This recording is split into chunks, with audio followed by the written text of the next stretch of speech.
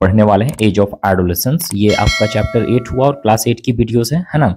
और Oxford advantage की ऐसे कोई भी बच्चे हैं, कोई भी स्कूल से हैं, तो यही टॉपिक रहता है, कोई डिफरेंस नहीं रहता, तो आप मेरा वीडियोस को देख सकते हो, आपको समझ में आ जाएगा, चाहे कोई भी पब्लिकेशन का आपके स्कूल में बुक्स चल रहे हों। वैसे ये पार्ट 2 वीडियो बन रहा है, पार्ट 1 वीडियो ऑलरेडी बनाकर अपलोड किया हुआ है, डिस्क्रिप्शन बॉक्स में लिंक दिया हुआ होगा उसका, ठीक है। अदरवाइज आप देख लीजिएगा वहां से जाकर, उसके बाद इस चैप्टर को, इस वीडियो को आप देखेंगे तो ज्यादा बेटर वैसे समझ में आएगा। अब हम लोग एक्चुअल में यहाँ तक पढ़े हुए थे और यहाँ से हमको स्टार्ट करना था मेंस्ट्रुअल साइकिल से। अब ये होता क्या है, चलिए अब देखते हैं।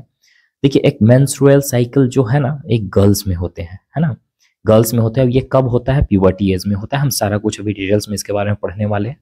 The cycle of producing and releasing mature ova along with the associated changes in ovaries and uterus is called the menstrual cycle. Menstrual मतलब कि मंथ, है ना, और ये लैटिन वर्ड से है।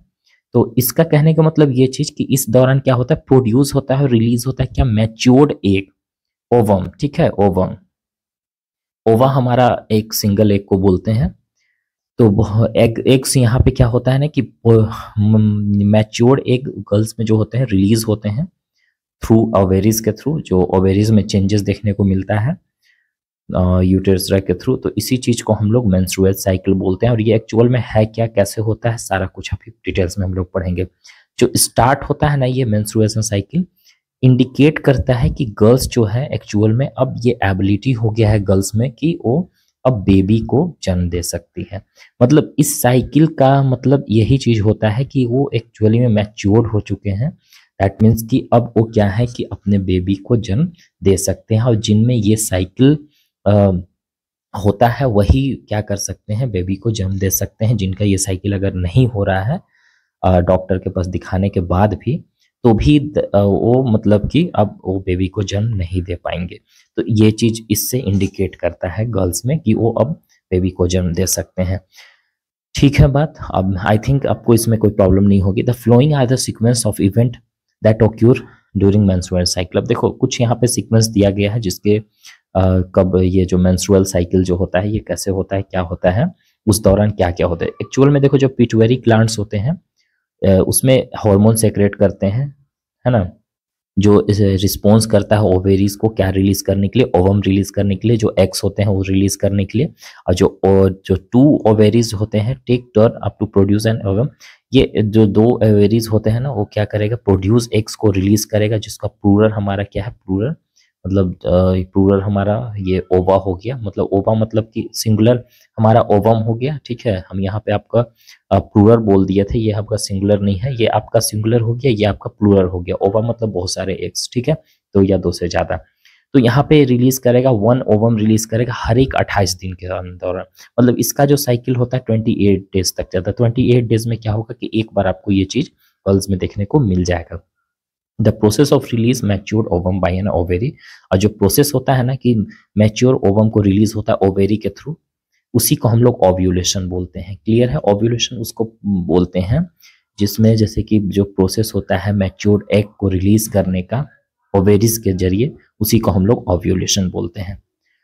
दूसरा पॉइंट हमारा क्या दे, the ovary release two important hormone. जो ओवेरी क्या करता है, दो इंपॉर्टेंट हार्मोन को रिलीज करेगा, एक आपका ओस्ट्रोजन, दूसरा आपका प्रोगेस्ट्रोन, ठीक है। ये दो हार्मोन्स को रिलीज करता है which change the lining of the uterus. जो क्या करता है कि लाइनिंग, यूटेरस का लाइनिंग को चेंज करता है, अपने आप को प्रिपेयर करता है पॉसिबल होने के लिए, प्रेगनेंसी के लिए, कि वो प्रेग्नेंट हो पाएगा कि नहीं हो पाएगा। ये दो हार्मोन्स के जरिए आपको पता चलेगा। और इसी के जरिए जो ओवम रिलीज होता है ना, तो एक्चुअली में पॉसिबल होता है कि प्रेगनेंसी का इस दौरान, जिस दौरान ये ओव्यूलेशन होता है ना, ओव्यूलेशन चलता है, उसी दौरान गर्ल्स लोग में ज़्यादा प्रोबेबिलिटी चांसेस होते हैं कि उस दौरान वो क्या कि अगर वो फिजिकली आते हैं तो मतलब कि अगर स्पर्म उनके ओवेरीज में जाता है तो एक्चुअल में क्या होता है कि वो अगर वो एक से मिलकर फर्टिलाइज होते हैं तो उसी दौरान फर्टिलाइज होने का ज़्यादा चांसेस रहता है इस पीरियड में, और प्रेगनेंसी का चांसेस रहता है, ठीक है।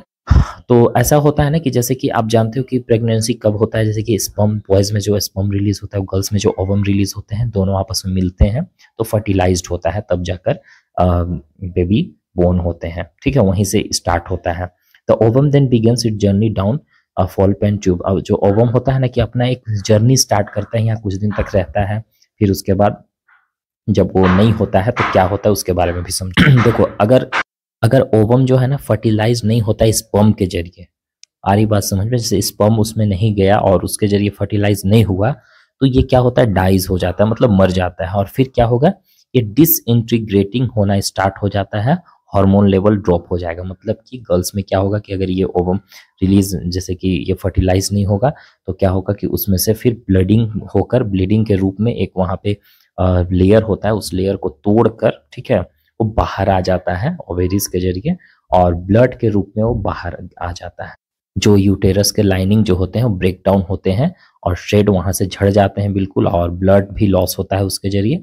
और यही फेज लगभग 4 से 6 दिन तक रहता है, जिसको गर्ल्स का मेंस्ट्रुएशन पीरियड भी बोलते हैं और मेंस्ट्रुएशन भी बोलते हैं हम लोग गर्ल्स में, है ना। 4 to 6 डेज तक रहता है, ये हर एक 28 डेज के बाद आ जाता है। और जब ये फर्टिलाइज जब उन लोग में होता है, जब एक ओवम मैच्योर ओवम रिलीज होता है, तो अगर वो फर्टिलाइज नहीं होता है तो जो यूटेरस में जो लाइनिंग होते हैं वो टूट कर फिर ब्लड के जरिए वो बाहर आ जाता है। तो ये एक पीरियड होता है गर्ल्स में जो कि आपको हमेशा देखने को मिलेगा, और इसके जरिए प्रेगनेंसी का ज़्यादा चांसेस होता है।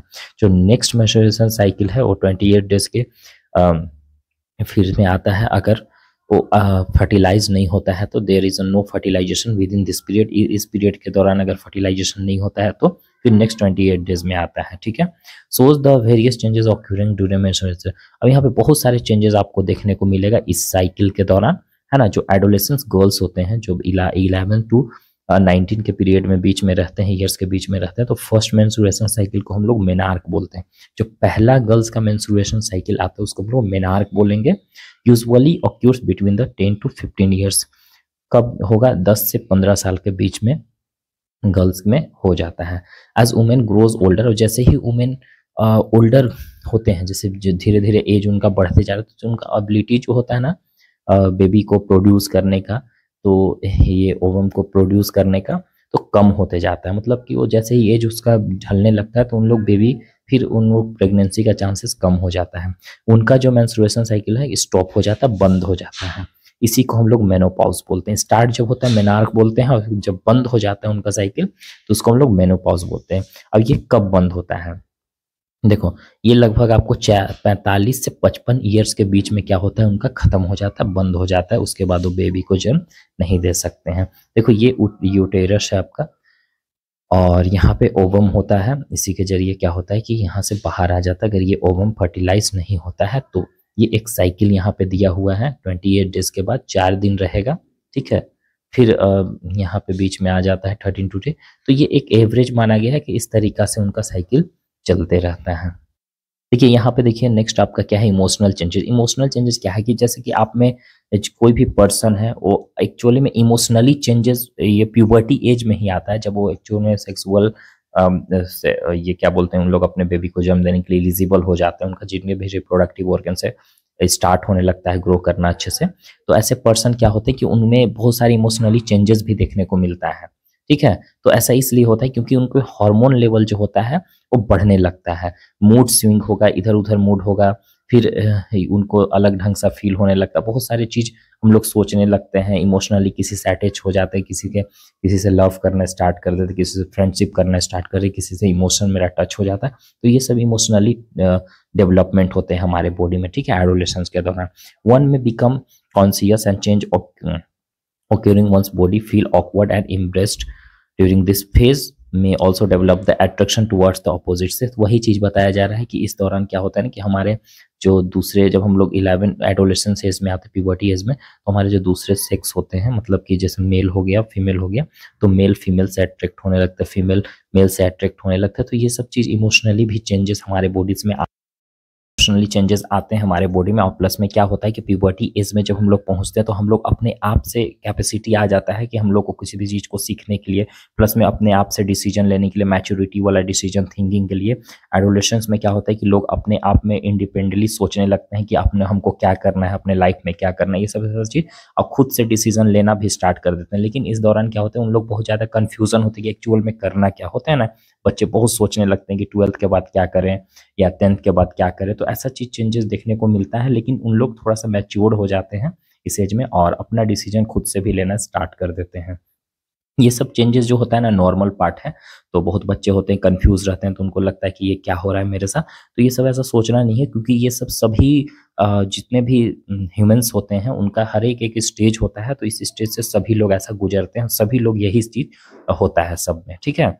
किसी में पहले होता है, किसी में लेट से होता है। तो उनका न्यूट्रिशनल नीड्स पे भी डिपेंड करता है कि वो कैसा खाना खा रहे हैं, तो उस पर भी डिपेंड करता है, जेनेटिक पे भी डिपेंड करता है, और आपका खुद पे भी डिपेंड करता है, इन्वायरमेंट पे भी डिपेंड करता है। तो बहुत सारा फैक्टर्स होता है ना।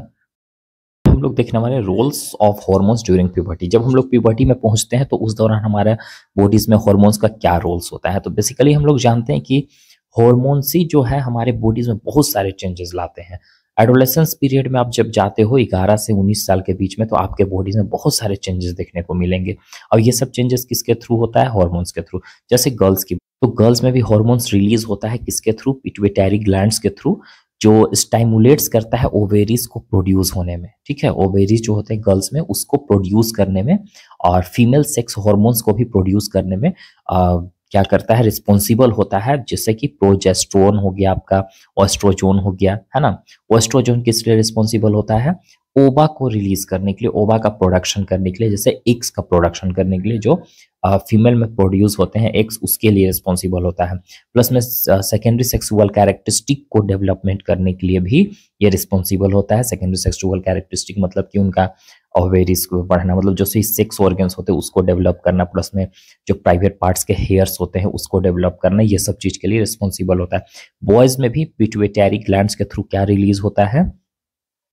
ये एक्चुअल में टेस्टिस को प्रोड्यूस करता है, उनमें जो टेस्टिस होता है, और प्लस में सेक्स हार्मोन्स को भी ये प्रोड्यूस करता है, जिसको हम लोग टेस्टोस्टेरोन बोलते हैं। और ये पिट्यूटरी ग्लैंड्स के थ्रू रिलीज होता है, पिट्यूटरी ग्लैंड्स के थ्रू। और ये जो टेस्टोस्टेरोन होते हैं, ये भी जो बॉयज पे स्पर्म रिलीज होता है पेनिस के थ्रू। तो जो स्पर्म होता है ना, यही प्रोडक्शन के लिए रिस्पॉन्सिबल होता है, यही हार्मोन, है ना। और प्लस में इनमें भी जो सेकेंडरी सेक्सुअल कैरेक्टरिस्टिक होता है उसके लिए भी रिस्पॉन्सिबल, जैसे कि हमारा बियर्ड बढ़ना, बॉयज में प्राइवेट पार्ट का हेयर बढ़ना, प्लस में सेक्स ऑर्गन्स का डेवलपमेंट होना, ठीक है। नेक्स्ट आपका टॉपिक है nutritional requirement and personal hygiene.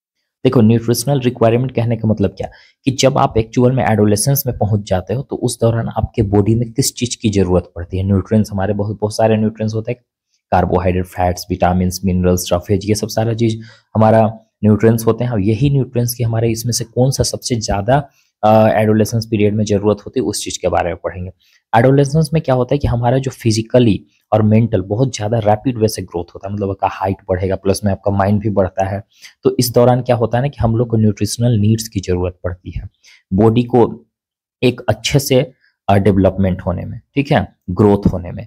तो ये हमारे लिए इंपॉर्टेंट होता है कि हम लोग को बैलेंस डाइट फूड लेना चाहिए। बैलेंस डाइट मतलब कि जिसमें सभी तरह का न्यूट्रिएंट्स कंटेंट किए हुए हैं, जैसा खाना खाएं जिसमें सभी तरह का न्यूट्रिएंट्स पाए जाते हैं। उसमें कार्बोहाइड्रेट भी रहे, विटामिन भी रहे, मिनरल्स भी रहे, रफेज भी रहे, फैट्स भी रहे, ये सब सारा चीज प्रेजेंट होना चाहिए एक सफिशियंट मात्रा में, जो हमारे बॉडी को नीड्स हो। तो यही हमारा क्या होता है? बैलेंस डाइट फूड होता है। हम लोग ज्यादातर अगर जंक फूड खाते हैं तो इसको हम लोग अवॉइड करना चाहिए।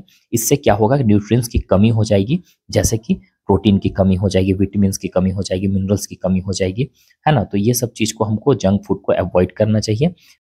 आप अगर जैसे कि आपका जंक फूड खा रहे हो तो इसको आपको अवॉइड करना पड़ेगा। प्लस में जैसे कि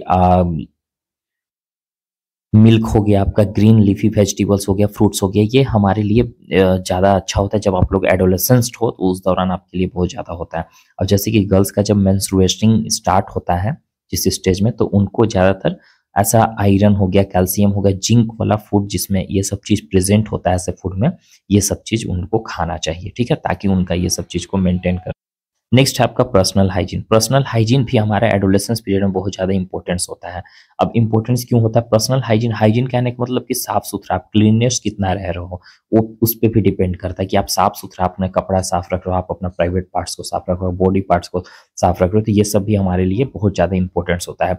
इस दौरान हम लोग को क्या प्रॉब्लम आता है इस स्टेज में, आप देखना कि आपका पसीना ज़्यादा होगा, प्लस में ऑयली फेस होता है। तो ये सब इस दौरान अगर आप लोग नहीं नहाते हो, अच्छे से फ्रेश नहीं रहते, तो आप में बैक्टीरियाज हो जाते हैं स्वेट के चलते, ठीक है, महकना स्टार्ट हो जाता है पसीना आपका। तो ये सब को मैनेज करने के लिए हम लोग को डेली अच्छा नहाना चाहिए, प्लस में अच्छा कपड़ा पहनना चाहिए। अच्छा कपड़ा मतलब कि क्लियर कपड़ा, क्लीन क्लोथ्स पहनना चाहिए।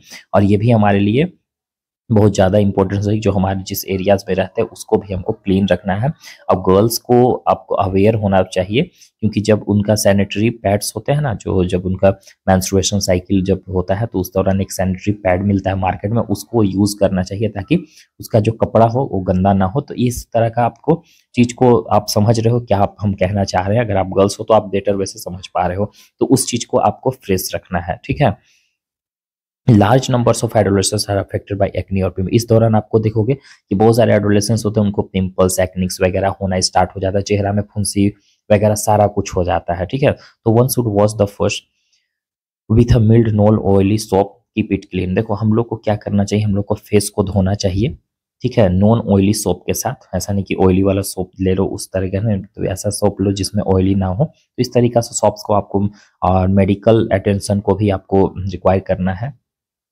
कुछ-कुछ केसेस में क्या होता है कि मेडिकल अटेंशन भी आपको लेना पड़ जाता है, ज़्यादा एक्ने होने लगता है तो आप दवा वगैरह लेते हो। तो इस तरीका से हम जो है फेस को भी ज़्यादा सोपी वगैरह नहीं करना है, साबुन से ज़्यादा नहीं धोना है, नॉर्मल वे से आप चलते रहो। ऐसा चीज़ को यूज़ करो जिससे आपका फेस पे इफेक्ट ना पहुँचे। अब देखो यहाँ पे एडिक्टिव सब्सटेंस जैसे कि ड्रग्स हो गया, अब्यूज़ हो गया, एड्स हो गए, ये सब चीज़ एक हमारे लिए बॉडी के लिए बहुत ज़्यादा हानिकारक होता है। जैसे आप ड्रग्स, अल्कोहल वगैरह यूज़ कर रहे हो, तो ये अभी के डेट में एडोलेसेंस में ज़्यादातर देखा जाता है पूरे वर्ल्ड में कि लोग अल्कोहल, सिगरेट हो गया, गुटखा हो गया, पान मसाला हो गया, ये सब ऐसे सब्सटेंस है जो हमारा हेल्थ को प्रॉब्लम पहुंचाता है। और इस एज में एडोलेसेंस पीरियड में हम लोग को न्यूट्रिएंट्स की बहुत ज़रूरी होती है।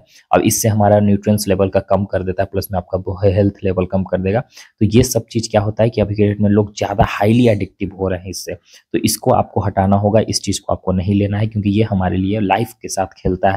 और ड्रग्स ऐसे केमिकल सब्सटेंसेस जो कि आपका फिजिकली हो गया, मेंटल हो गया, बिहेवियर हो गया, इमोशनल हो गया, ये सब चेंज कर देता है। और ड्रग्स क्या करता है कि ये एक तरह से हम लोग इसको ड्रग अब्यूज़ भी बोलते हैं, मेडिसिनल यूज़ के लिए इसको यूज़ किया जाता है। तो ड्रग्स हमारे लिए कभी-कभी जैसे कि वो मेडिकल के लिए यूज़ करते हैं, कहीं लोग दूसरे ढंग से। तो एक ड्रग्स होता है जो कि आपको बॉडी को एक तरह से हार्म पहुँचाता है, तो ऐसे ड्रग्स को हम लोग को नहीं देख। ड्रग्स मतलब दवा भी होता है, तो वो दवा नहीं, दवा आपको जब कैसे आप तबीयत खराब हो जाए तब लेते हो। तो लोग क्या है कि ड्रग्स जो अलग चीज़ आता है वो अलग ढंग से वो लेना स्टार्ट कर देते हैं, कंज्यूम करना स्टार्ट कर देते हैं। इस दौरान पर्सन क्या होगा कि इसका एडिक्ट हो जाता है, उनका सब फिजिकली, मेंटली, साइकोलॉजिकल वो सब उसी पे डिपेंड हो जाते हैं। पूरी तरह से लगता है कि हम मतलब उसको कंज्यूम करने के बाद वो कहीं के नहीं रहते, वो अपने फैमिली को भी नहीं पहचानते हैं। तो ऐसा चीज़ हम लोग को नहीं करना है, ठीक है? इसमें देखो हम पूरी तरह से एक्सप्लेनेशन नहीं दे रहे हैं, क्योंकि नॉर्मल चीज़ है, आप समझ रहे हो इसमें, है ना? क्या होता है ड्रग्स, ये सब चीज़ तो एकदम अवॉइड करना, बिल्कुल भी आप ऐसा मत करना, क्योंकि अगर ऐसा करते हो तो आपका लाइफ बर्बाद हो जाता है, ठीक है? आपका पढ़ाई-लिखाई। और देखो एक एक चीज़ यहाँ पे एचआईवी के बारे में, जो कि एड्स जो हमारा होता है, ये इन्फेक्टेड पर्सन ऐसे होते हैं कि जैसे कि बहुत सारे एडोलेसेंस एज में क्या होता है ना कि बॉयज़ और गर्ल्स आपस में अट्रैक्ट होते हैं, ठीक है? तो बहुत सारे ऐसे पर्सन होते हैं कि अफेक्टेड होते हैं। अब जैसे कि ये गर्ल्स है, आप ये क्या कर रही है कि बहुत सारे बॉयज़ के साथ अट्रैक्ट हो रहे हैं, और फिर ये इसको कोई हाई मतलब ये एड्स हो जाता है। तो एड्स होने के बाद ऐसे पर्सन से अगर कोई फिजिकली कांटेक्ट बनाता है तो उसको भी वो एड्स हो जाता है। और एड्स वाले पर्सन को देखोगे चेहरा सूखा हुआ रहता है, पूरी तरह से पतला, और धीरे-धीरे उनका जो होता है उनका न्यूट्रिएंट्स खत्म होने लगता है, उनका बॉडी का पावर खत्म होने लगता है, सभी तरह से इन्फेक्टेड पर्सन हो जाते हैं। तो ये क्या होता है, लास्ट में वो डेथ कर जाते हैं, उनका कोई उपाय नहीं है। तो आप इस चीज़ को अवॉइड करोगे, फिजिकल कांटेक्ट किसी के साथ नहीं होना है हमको, है ना? और अफेक्टेड पर्सन के साथ बिल्कुल भी नहीं। तो ये सब का आपको ध्यान रखना है। तो आई होप कि आपको वीडियो समझ में आया होगा, और भी कोई वीडियोस चाहिए तो आप कमेंट करके हमको बताइएगा। Bye, take care everybody.